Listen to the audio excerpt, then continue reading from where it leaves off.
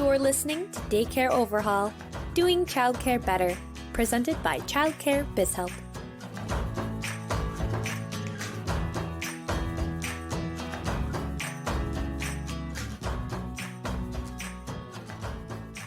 Hello, everyone. Welcome back to Daycare Overhaul, where we do childcare better. I'm Caroline Jens. And I'm Justina Patterson. And holy cow, it's a perfect fall day to record a podcast with you, Justina. Okay, but you're in Florida, and how fall does it actually get? That's the real question, because in Wisconsin, it's like 65 degrees today. Well, I heard it's going to get really warm there, like 75 or 80 degrees, isn't it? Yeah, it's supposed to, okay, I stand corrected, it's 61 degrees here today, but it's supposed to get to be like 70 over the weekend, I think. Well, how are you going to wear your boots out and about? And your scarves? It's not that cold yet. We can't wear those yet. Last week we could have. It was really cold, but not this week. Well, we had fall weather here in Florida last week. We were able to open our doors and open our windows, and then the humidity came back. So we're back into summer. So, but like, what's fall temperatures in Florida? Like 80? I'm not sure. I think 75 and 80. Yeah, that's hot. I don't know. It's my first time here, so we'll see. I guess we'll have to talk about that on future podcasts when you're, trying to shovel your car out and I'm at the pool. Yeah, rub it in. Well, it's always great to have our Daycare Overhaul podcast. It's one of the highlights of my week, not only just because we always have amazing guests on our show, but because I get to see Justina's face, because I miss her, not working alongside her. But today we have a really great topic that I think is one that many of us can definitely learn something from. The topic specifically is there should be an I in team. Well, first of all, did you hear the train in the background? Because that's really loud. We were prepared for that this time. We were. Second of all, there should be an I in team, but you know what is in there is in team? An M and an E. And that's all me. Right. And there's not supposed to be a me. It's not all about me. But is it? I think we're going to find out today what the real answer to that question is. Well, and here's the cool thing. Our guest did something super special for you and I both. She did. And so we're going to introduce her, and then we're going to talk about what she did for us and why we're so excited to have her on the show. So welcome to Ruth Graczkowski. Hi, Ruth. How are you, Ruth? Hi, I'm so excited to be here today. We're so happy to hear you today. Words are hard. You know why this is happening? Because you woke up at 3:30 this morning. Oh, that's so right. This is what happens when you wake up at 3:30. It was 3:00, not 3:30. Even worse. Well, we are babysitting one of our neighbor's dogs this week. And so we have our own dog, and they were fighting over which bed they were going to sleep in. And so I had to be the referee at 3 a.m. So I decided, I'm just going to get up and I'm going to split them apart, let one sleep upstairs and one came downstairs with me to work. Well, that sounds like a good plan. Right. So getting up at 3 a.m. and having a podcast on the same day is hard. Words are going to be hard. It's okay. Make note of that for next time. Right. I'll have to make sure I get good sleep. Or a power nap in the morning. Power nap. So true. But welcome, Ruth. I'm going to give a little bit about her background, and then we'll share a little story of, just how you've really impacted our lives, both Justina and I. I actually met Ruth on a chamber board that we were both on, and we instantly became friends, and we have been friends ever since. And Ruth spends her career focusing on how to help others identify, examine, create, and most importantly, execute what's next for them in their organizations. Ruth's purpose, which she is big on, she wants her clients to really know their bigger purpose. So her purpose, simply stated, is to be service to others. And I know that for a fact, she lives out that purpose on a daily basis, especially with things that, like I said, that she's done, not only for me, but for Justina and I.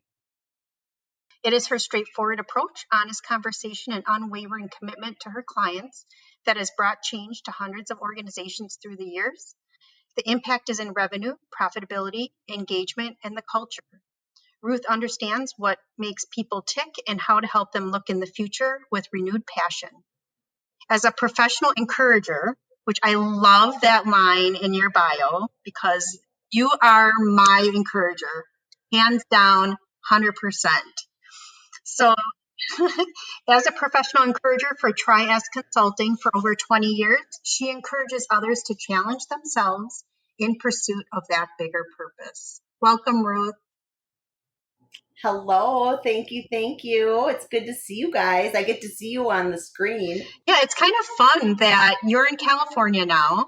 Yes. Just in Wisconsin, I'm in Florida, and we're able to get together again, just like we were sitting face to face.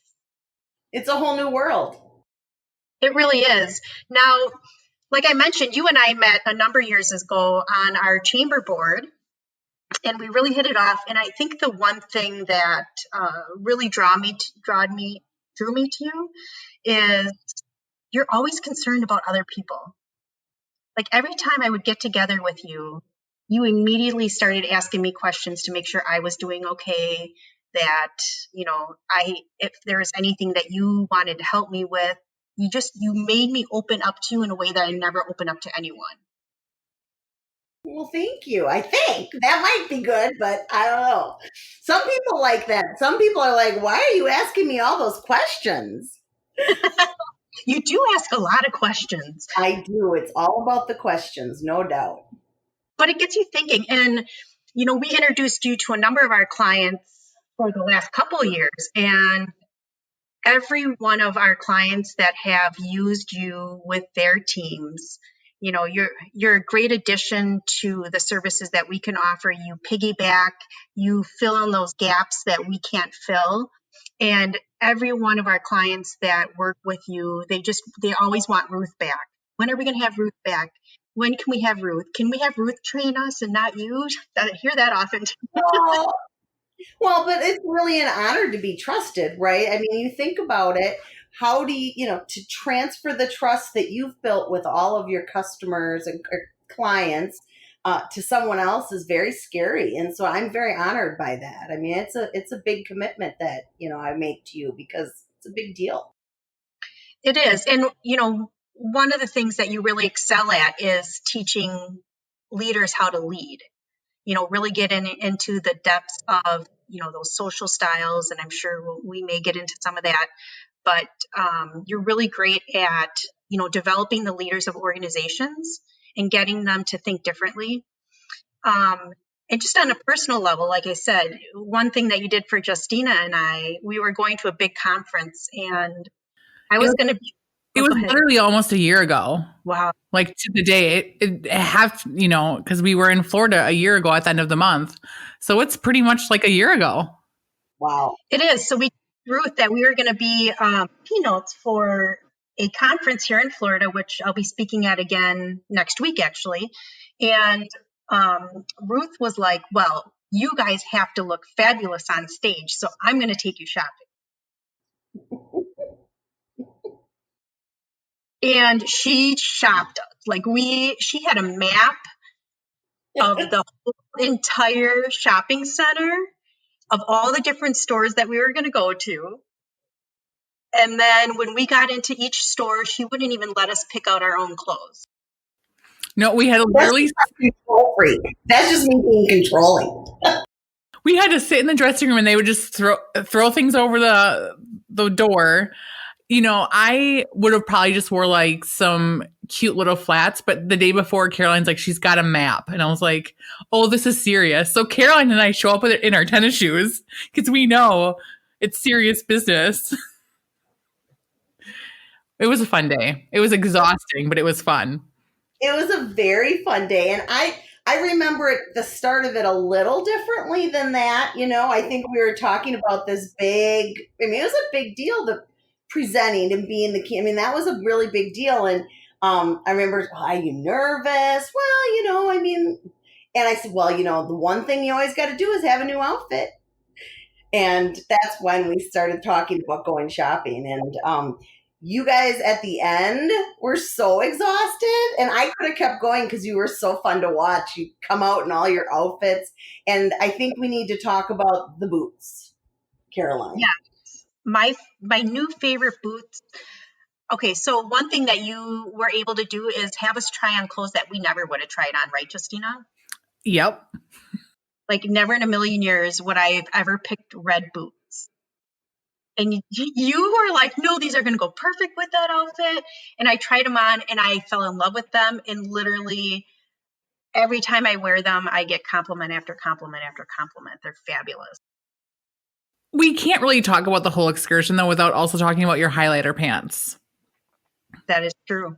Because you were in the dressing room and we found these pants that were fluorescent green. And I'm like, you should just try them on. And you're like, no, I would never wear those. And we were insistent, both Ruth and I, like, no, you need to try them on. And did you buy those pants, Caroline? I did. And you want to hear a fun fact? Yes. Yeah. I wore them yesterday. And I didn't even connect the dots that today we were going to be recording with Ruth. They were the best because I think Ruth said, it's a good outfit if you put it on and you dance in them. Right. Right? And you danced in those pants. And they were like, that was after we went to so this is the thing is we couldn't just go to one store. We had to go to multiple stores. And the store that we found those on, that was like our second or third time back to that same store. Mm-hmm. It wasn't the first time we found those. Oh, yeah, definitely not the first time. No. But my daughter's the one, when shopping with her is the whole dancing, right? Is because I think so often we just do things because we got to get it done, right? Okay, we got to get this, we got to do that. And so we'd go shopping together and I'd look at her feet and all of a sudden I'd see her dancing. I'd be like, what are you doing in there? And she's like, oh, I'm just looking kind of cute. And so that's all these years later, she's 30 some years old. All these years later, I always think about that. So when I go shopping, I said, you got to dance. If you're not dancing in it, not worth it. Well, we love spending time with you. I can't wait to see you again. Thank you again for coming on our show. We're really blessed to have you. And maybe we can dive into this topic in terms of, again, there's no I in team, but should there be? And one of the things that you had written was leading must first be about the individual, and that includes ourselves. But strong team players come from living authentically as individuals. The I and the team are interconnected. One cannot exceed without the other. And I thought that was just such an intense statement. And it really sums up that whole there is no I in team, but should there be? And so my question to you would be, why first did you choose this topic? What motivated you? Why did you think this was something that child care center leaders needed to hear? I don't know that there's leadership is leadership to some degree, right? And when I thought about talking about this, I first went back, I decided to do a little research because, Caroline's a little bit more analytical than I am. And so I wanted to have some really good facts and kind of check it out. And I did some research. I started looking back to see what the hot topics were, right? In 2001 2001. I went all the way back to 1940. And there was definitely some differences between the beginning of January 2020 and today, a little bit. But there was some things that were always the same, and that was communication and teamwork. It was always about how you get this team to come together, And so it was either about them performing as a team or coming together as a team. So I thought about that and went, okay, but is it really just about the team? Because I think it's almost a little bit of a cop-out if we only look for team performance. True. Right? It has to first be individual, then the team. And why should I, as a leader, really focus on the individual? Well, if you think about it, so right, that analogy, I did a little research on it, and that whole there's no I in team, except there's a me, right? But there's no I in team came from the earliest I could come up with was like 1960, around the time, and it was all about baseball. It was about sports, right? And at that time, it was really about baseball. I think the initial one, if the Google search I did was accurate, but it was about being a team, and it was about a sports team. And I found that really fascinating because I'm really not very sportsy, but I get the concept of a sports team, right? And it is about operating as a team, but you have to have first successful individual contributors, right? People spend years and years thinking about, a professional sports team. How much time and effort do they spend honing those skills?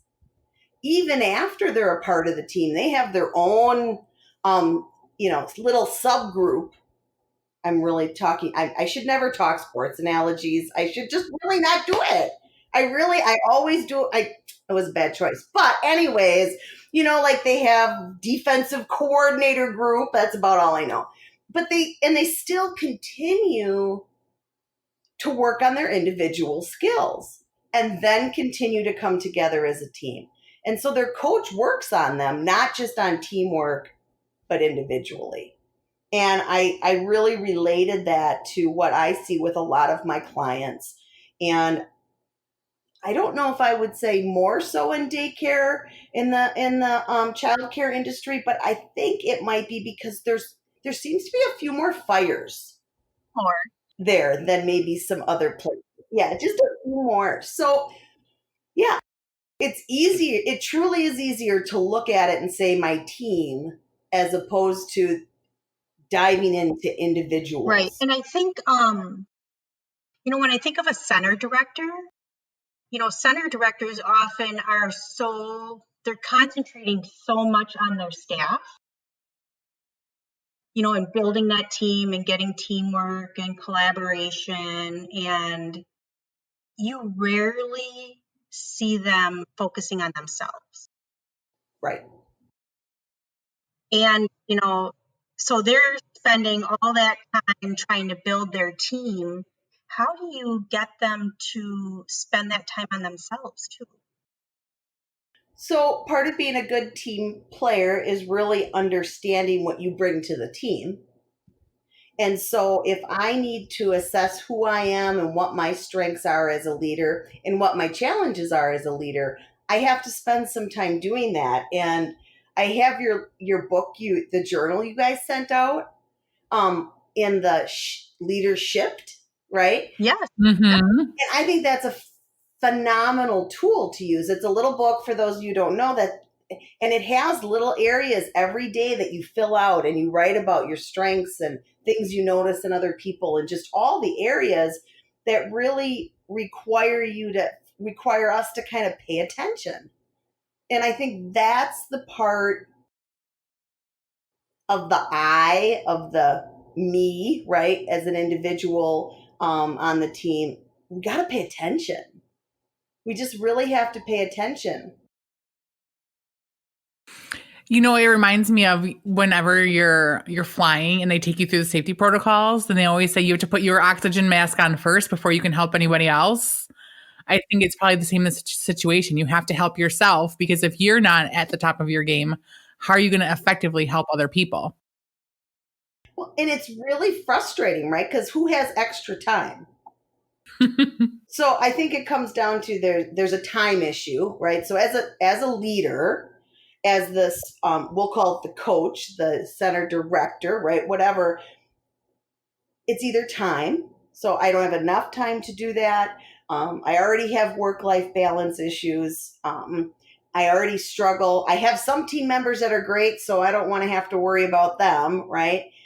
But it also comes down to it's easier to look outside than it is to look inside. Just a fact of life, I think. And I believe that we become so busy trying to produce something that if I stop and look at myself for just a half a second, I got to own what I'm not doing right. And that's painful. That's really It is. uncomfortable. And I don't know why, because we all got stuff to work on, right? We all have things. But I had a conversation just this morning, actually, at 5:00, Caroline. I had a conversation with a gentleman it's a guy who owns a company, and he was talking about how he's going to coach these two people, right? And he says, I really need to get with them and have them really follow through with what they say they were going to do. And I've kind of let them off the hook. And, they're doing some of it, but they're not really doing all of it. And, I got to really get them to change. It's been a long time. They've been doing this the way they've been doing it a long time.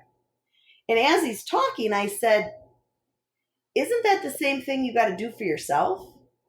Right? You've been leading the same way for a long time. You have to change how you're leading. He's like, oh, that was not good. I don't want to hear that so early in the morning, and he used the word, that's hypocritical. And I said, that sounds a little strong to me. I think that's self-aware. That's the journey that you take first, to be self-aware enough so that you can then go out and help people become really strong individuals, so that you can grow and have that amazing team. Right, especially with, even just thinking of COVID and how we've had to pivot and adjust as leaders.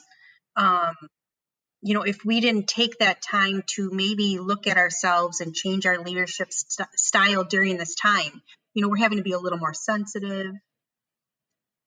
Maybe we're allowing some things that we maybe wouldn't have, 9 months ago. So having that self, awareness is something that is so critical, especially in what we're going through right now. But here's the deal. Not everybody's doing that. True. That some people I know, some companies I've worked with, or people I've heard about telling me about their organizations trying to do everything as usual, right? There's some companies out there that literally have done very little different. And what would you say to them? What would you say to them in order to, get them to be more authentic and more real in front of their staff during this kind of year that we've had? Most change, right? And this goes to a very fundamental part of who we are as human beings, I think. We oftentimes don't change without pain. Real, fundamental change. There sometimes needs to be a crisis. There are absolutely times as humans we go, oh yeah, this is going to be great. Let's make this happen. Or, hey, I'm going to get on board with that. But then there are definitely situations where we kind of need that crisis mode. Somebody has to kind of say, hey, I'm quitting, or somebody has to say whatever it is that kind of almost that feels like that slap in the face, and it kind of takes your breath away and you go, and when you have that moment, we get to make a choice. Yeah, we actually just had that. We just had that conversation at church last night, which is kind of interesting. How when you're going through a rough storm, and again, I think that we've had this conversation before. The year that we're going through is so rough that we're going to come out on the other side so much stronger. But it's recognizing that, we're going to have to make some changes as we go along the way. We're going to have to look at ourselves differently. We may have to rally our team differently. We might have to, give in to some things that we might not want to give into. And it's just something that we have to do right now.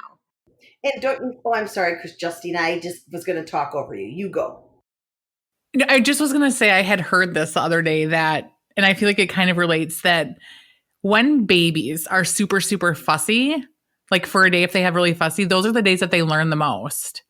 And so it's hard for them, and it's tough and it's hard, and they go through it, and it's not fun to deal with a fussy baby and whatever. But then the next day that they've learned something, whatever it may be. And so in this situation, those days where you're having a really rough day, or you feel like everything's falling apart. Those are the days that you're probably learning the most and not even realizing it. Well, and I think that because of the childcare industry, right, has been so hit by COVID, it's hard to remember that there's other companies that aren't even around, right? But actually, there are some companies that have really embraced it, or for whatever reason are doing really good. I have some companies that are almost surprised they're doing good. And then I've talked to a few directors, and I'm like, wait a minute, you're growing? You're going to think about doing this? You're thinking about doing, what do you mean? That you're not supposed to be doing that. And it's almost like nobody told them they weren't supposed to. Right? They weren't supposed to continue to thrive, right? To figure out challenges. And I think thriving has a different look to it today. It's not the same as it was 6 months ago. Definitely, I would agree to that. I think our definition of thriving right now is so different.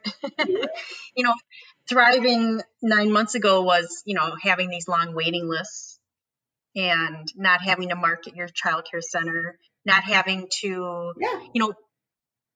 finding employees was was our number one obstacle 9 months ago. But now, honestly, this topic about really focusing not just on the team, but on the individual, those leaders are so critical right now for retention purposes, to help enroll new families. You're not going to be able to do that if you're not strong yourself, if you're not authentic and you're not being transparent. You're not going to be able to represent your organization the right way. So thriving, right, means, to me, I'll define that, to me, means that there is some enthusiasm, there's some hope that you can make a difference in the lives of the people you touch, right? And I'm not even talking about money at this point. Money to me comes as a result of helping as many people as possible, and we get through that, we'll get through this. But thriving is really about who I impact, right, on a daily basis. And we all have so many opportunities to interact. And so I don't want the concept to get lost. Leaders want to focus on the team because it's much easier, A, than focusing on themselves, or B, having those difficult one-on-one or even easy one-on-one conversations. And so how do you do that, right? Oftentimes, how do you become self-aware? You need a crisis. Okay, well, we don't want everybody to have a crisis, right? Right. Sometimes becoming self-aware happens through helping other people become self-aware. Just like good. The gentleman that I told you about, right? He's trying to do the right thing and didn't even realize that was one of his issues. And so one of the things I notice more than anything is that leaders resist having one-on-one meetings, with proactive meetings with their people, period. That is a fact. Justine and I just had this conversation with someone this week that they did not want to have performance reviews or even, conversations like that with their staff. And I believe it stems from what you were saying, because feedback is going to occur, right? It's going to be a two-way street. And we may hear things in that conversation as leaders that we don't like. Yep. Or that will shed light on a piece of us that we don't want to see. Totally. And it's super uncomfortable. Even if you're the one giving the performance review, they may say something to you that you're like, well, that you're going to essentially want to defend instantly. Like, that's not what's happening, because your defense mechanism goes up and you try to, save, like, no, I'm not doing that. But it's uncomfortable. And then you have to really think okay, am I really doing that? You have to have that check-in with yourself after the fact. Like, if they said it, Is it their perception? And if that's a perception I'm giving off, then there's clearly a problem. Mm-hmm. Right. And I have a real good example of this. When we were at our childcare center, our director and our curriculum coordinator, I just came back from and I think I've mentioned this before, but I just came back from a leadership, like a 2-day motivational kind of inspire others. I came back fired up, like on fire. I had stuff all over my billboard. I had notes everywhere. I had new goals for everyone. And when they came into my office for our weekly leadership meeting, I was ready to present them all this wonderful stuff that I learned. Well, they sat down and immediately turned the table on me and said, well, we need more of you to do ABC. We need, you're not fulfilling this piece that we need from you.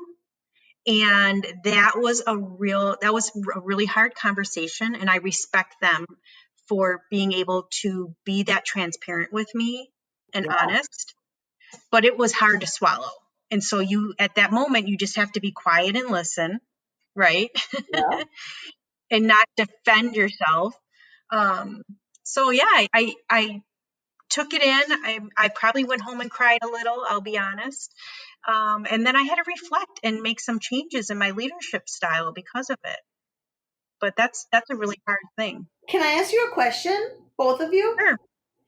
Why is it when I said, don't quote me exactly, but I said something to the extent of talking one-on-one with your employees, you both went immediately to performance reviews, difficult conversations, bad problems, attacking, defensive situations?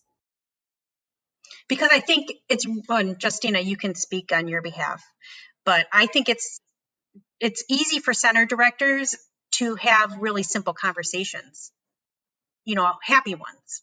Like, you're doing a great job. I'm just going to walk past you, say good morning. Yep. Hey, how's your family going? Those are really easy conversations, right? So there's not going to be any potential. Generally, you're not going to get that negative feedback when you're in the just hallway, right? In the hallway. Right. Mm-hmm. Right. Well, and I would say for me, you remember those hard conversations because they cause stress and anxiety, and so you instantly, like, even just talking about it, like, I feel it. Like, I feel the stress of, like, having to have a difficult conversation and, like, in not wanting to do it.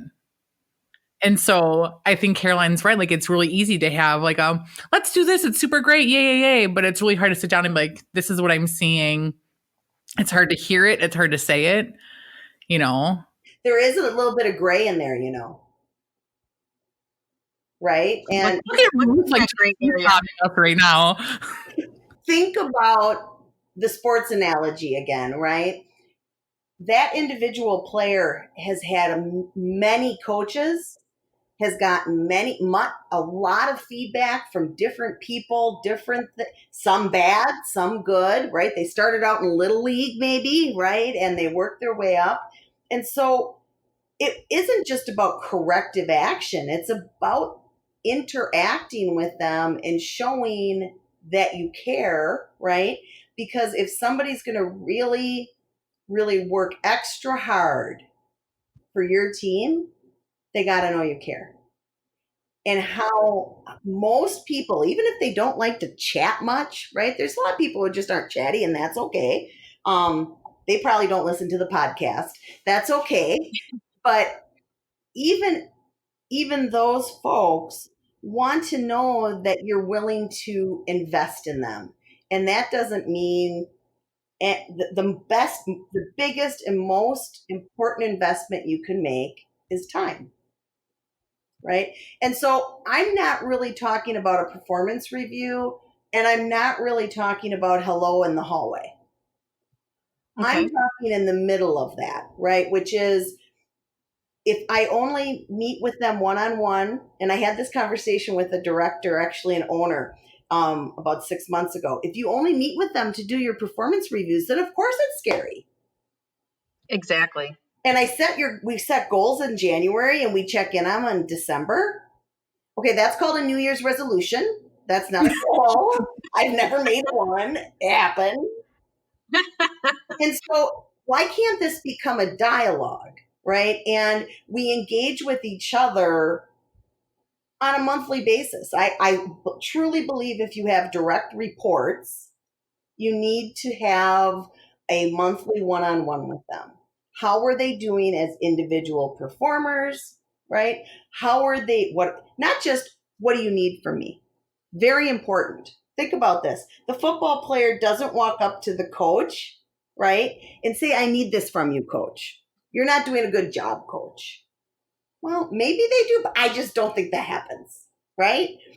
And so it's not that you can't have that conversation and share what you need, but I find that a lot of center directors that I've dealt with and a lot of leaders, it's easier to do for somebody else than to help them walk through those things, those challenges, or just to chat, right? Give them 15 minutes. I remember, this kind of reminds me of that when I first, at our center that we used to work at, when I first came into management in the office, and Caroline asked me to lunch. And I was like, oh my God, like, what is happening? What did I do? Like, am I going to get in trouble? Like, I didn't know, and not that she had ever yelled at me previously. There was no reason that I was worried, but I'm just like, why does she want to take me to lunch? And we went and we just had a conversation. I was like, okay, well, I clearly overreacted, but I didn't know that we were just going to chat. And, the more we worked together, the more we did that. And now, like at Child Care Biz Hub, we used to do it all the time. Like, let's just go have lunch. Or when we were working at our house, we would go outside and eat and just have a conversation. And so it was very different to just sit and have that talk. Then I had no reason to be worried, but I was. And so I think the more you normalize it, the easier it becomes for everybody. And then it isn't stressful and there's no reason to have. Then when you have to have those hard conversations, it's not as hard because you already have that rapport with the person and you can just kind of say hey, let's work on this. Absolutely. Absolutely. Good time, I mean, could you imagine you just go in to management and, your boss, we're going to go to lunch today. What? Why? What do we need to talk about? And then you start asking the director, what do you think we have to go to lunch about? Mm-hmm. Yeah. I didn't know. Or you get one of those emails and it's just we need to talk at 3:00 today. And there's no explanation as to why. Or worse, next Monday and it's Friday. Oh, So I remember, I'm 20 years old. I'm going to college. I need a part-time job. And I took a part-time job as a telemarketer in an insurance agency. And I did it at night. I was literally in the building all by myself. But I started to get some day hours. And there was a gentleman there and his name was Ken Jones. And I still to this day remember Ken Jones. He asked me to come in early because he wanted to find out what I was, interested in. And I thought, is he trying to pull something on me? Does he want something else? What does he want? Why does he want to talk to me in his office? And I didn't even think I did anything wrong at that time. I thought, what the heck? And he really just wanted to find out about me and where I was going and help me, set a path for that. And literally, I had a career in insurance for 8 years because of that. And that's either a good or bad thing if you know about insurance. But there was no benefit to him. He did that because he wanted to make a difference in my life. right. And I think us as normal humans, right? Not these professional leaders. Sometimes I just think some people just do it so easy. I look at other people and say, how do they have that conversation so easily?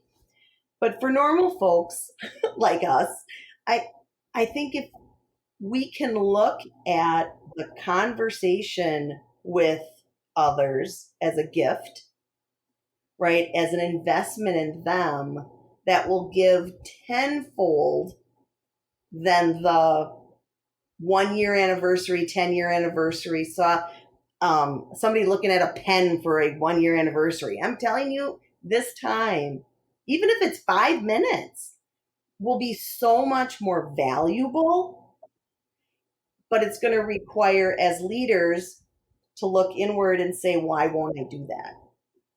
Right? Why won't I? What holds me back? What fear do I have to walk through that I can actually do that, which I think is probably right to do?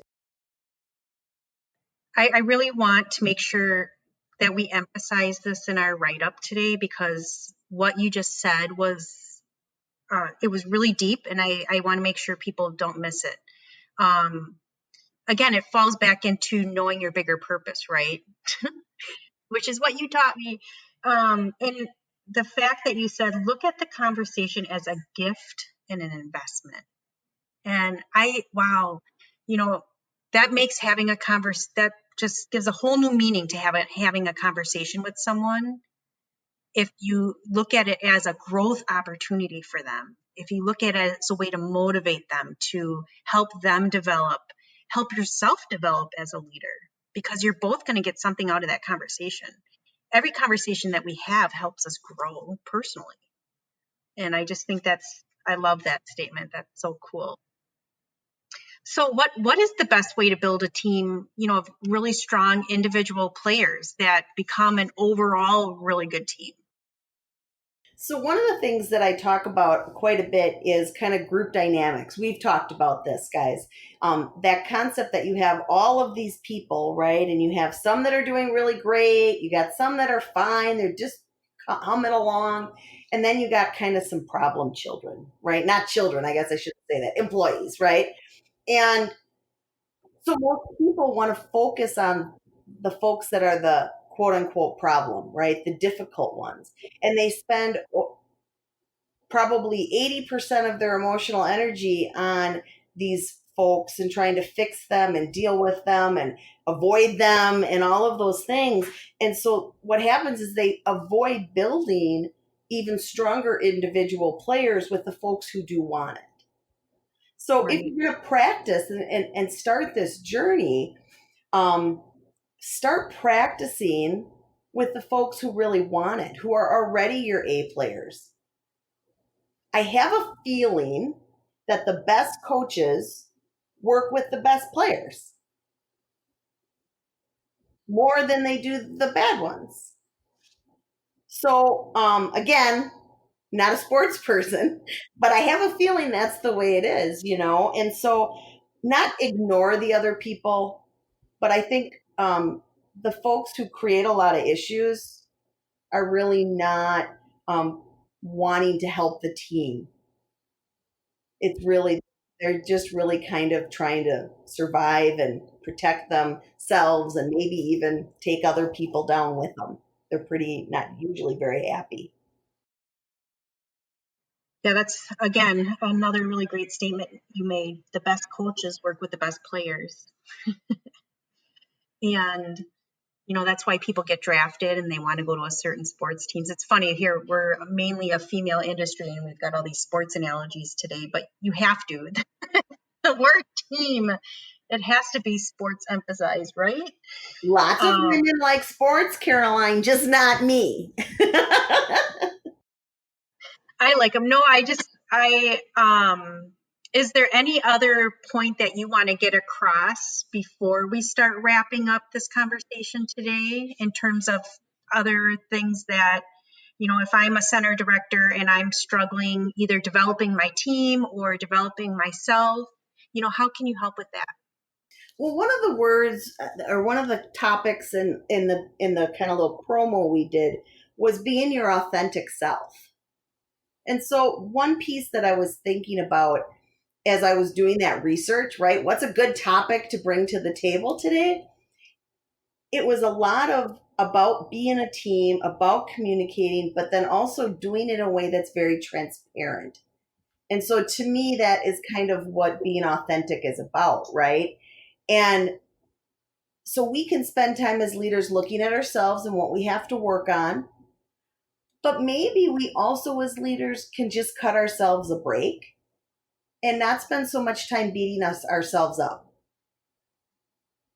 So I think we either beat ourselves up, like saying, well, I should do this, I should do that, I'm not doing that, I should do this better, oh my gosh, I don't. Or sometimes we bulldoze people so much trying to get stuff done that it's still a form of beating ourselves up because we create more havoc, And so I think it's just really okay to do the best we can today. And it's not going to be perfect, right? Today is just today. And there are only, even in childcare, there are only a few things that are life and death. Right. Right? And you guys probably have more than most, but still not everything, right? If the lady comes in on time or not, or the employee comes in on time, or is wearing flip-flops, or, is that important? Absolutely. But you know what? It's okay not to have to be perfect at this thing all the time. And then to give other people that grace as well. Yeah, that's Wow. I'm just sitting here. So if we were on video, you would see me nodding. I'm like, yep, that's a good point. That's a good point. I could just listen to you talk forever. Oh, I know you're always so filled with so much wisdom, and I love the idea of leading authentically, and I really truly believe that has to come internally from you personally as an individual. You have to make that decision that you're going to really be transparent, and I think those are truly some of the best leaders. And they're the people that are willing to make mistakes and be accountable to their mistakes. And they're willing to let their staff make mistakes and fail forward. And I think that, you bring up so many great points today, and, just taking that initial look at ourselves and how can we grow ourselves individually so that we can impact our teams the most. And the reason I know all of that is because I do it wrong every day. When I try to compare, and maybe this is the last little piece of advice, or tip, when I compare my insides to other people's outsides, I fail all the time. They look like they got it together. They seem to say all the words right. They look the part. They earned they drive the right car. They, whatever. When I'm comparing to those people that I think I'm supposed to measure up to for some level of success, I match that with my insides, and I have self-doubt. I don't know that I do everything right. So I got to remember that we all have that. And it's okay, to your point, to make mistakes and to realize that we're not all perfect. So good. So I have a question completely unrelated to the topic that I have to ask. So you had mentioned that you were in insurance for like 8 years. Mm-hmm. Yes. How did you end up doing this awesome, professional encourager stuff that you talk about? I had a gentleman by the name of Mark King, who was another Ken Jones in my life. It was purely somebody who, the short story is, he called me up one day after I met with him, or a group of business people. I was in a networking group and I was doing insurance. And he said, after I met with him, he called me and he said, "Can I make an observation?" And I said, sure. Like, I hardly even knew the guy. And he says, "I just want you to know you belong. Mm-hmm. You fit. You deserve to be here." And I got to tell you what that did for me is it was like, I felt like I was naked, right? Like all of my insecurities and self-doubt somebody else could see. And that was his gift. And then he's, to be able to see that in others. And then he says, "And you fit, and you're amazing at what you do." And over the next 3 or 4 years, we did a lot of work together. And finally one day he said, "Why don't you come work for me?" And I literally said, "Well, I sell insurance."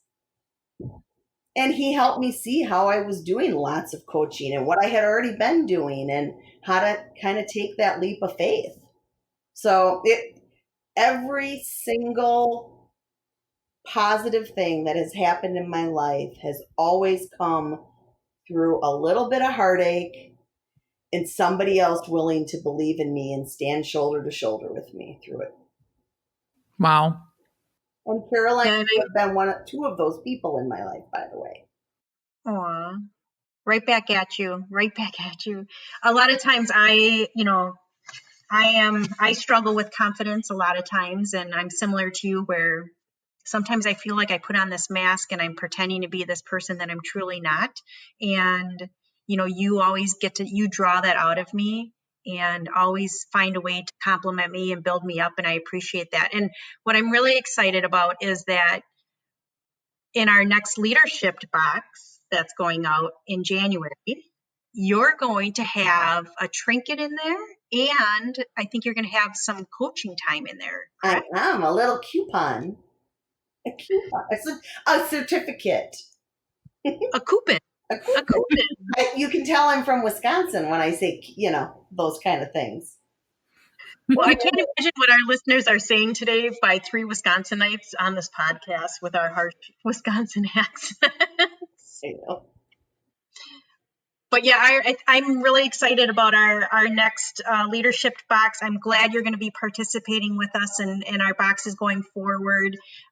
You have helped not only Childcare Biz Help, me personally, Justina personally, so many of our clients. And you just have the right touch to be able to kind of shed light on areas that make us better. So thank you so much for coming on today's show, Ruth. It's an honor and a privilege. Thank you both so much. Yes, thank you. So many good nuggets for today. I can't wait to just listen back and remember them all. I made a couple notes so that I can make sure we include those in the description that we will have on our website. I don't have anything else today. Do you, Caroline? I do not. Why don't you go ahead and wrap it up?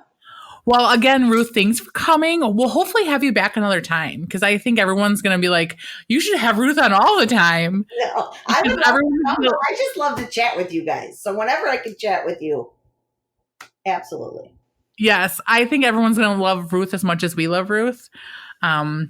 Agreed. As always, if you have any questions, you can always email us at info@Daycare Overhaul. Otherwise, find us on socials at Daycare Overhaul. And we'll see you guys next time. Bye. Bye, Ruth.